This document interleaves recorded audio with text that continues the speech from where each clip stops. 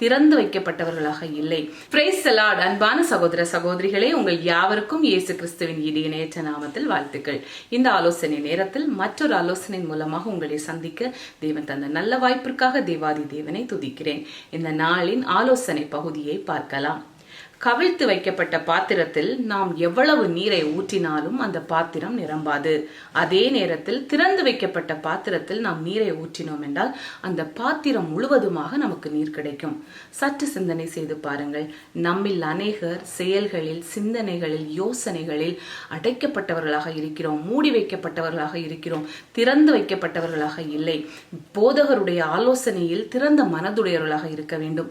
வேத வாசிப்பில் திறந்த மனதுடையவர்களாக இருக்க வேண்டும். திருச்சபையின் காரியங்களில் திறந்த மனதுடையவர்களாக இருக்க வேண்டும். படிக்கிற பிள்ளைகள் படிப்பின் காரியங்களில் திறந்த மனதுடையவர்களாக இருக்க வேண்டும்.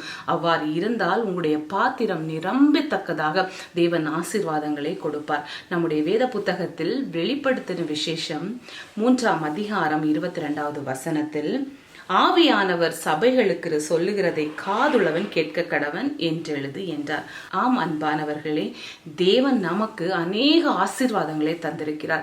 அவைகளை நாம் பெற்றுக்கொள்ள வேண்டும் என்றால் நிச்சயமாக நம் செவிகளை திறந்த மனதுடையவர்களாக இருந்து நம்முடைய பாத்திரத்தை மூடி வைக்காதபடி திறந்த பாத்திரமாக அவை எல்லா பொக்கிஷங்களையும் சேர்த்து கொண்டு அதை அனுதினமும் செயல்முறைப்படுத்தும் போது தேவன் நமக்கு பலனை தந்து ஆசீர்வதிப்பார். மீண்டும் அடுத்த வாரம் வேறொரு ஆலோசனையோடு உங்களை நான் சந்திக்க இருக்கிறேன். தேவன் தாமே நாம் அனைவரையும் ஆசீர்வதித்து வழி நடத்துவாராக. ஆமேன்.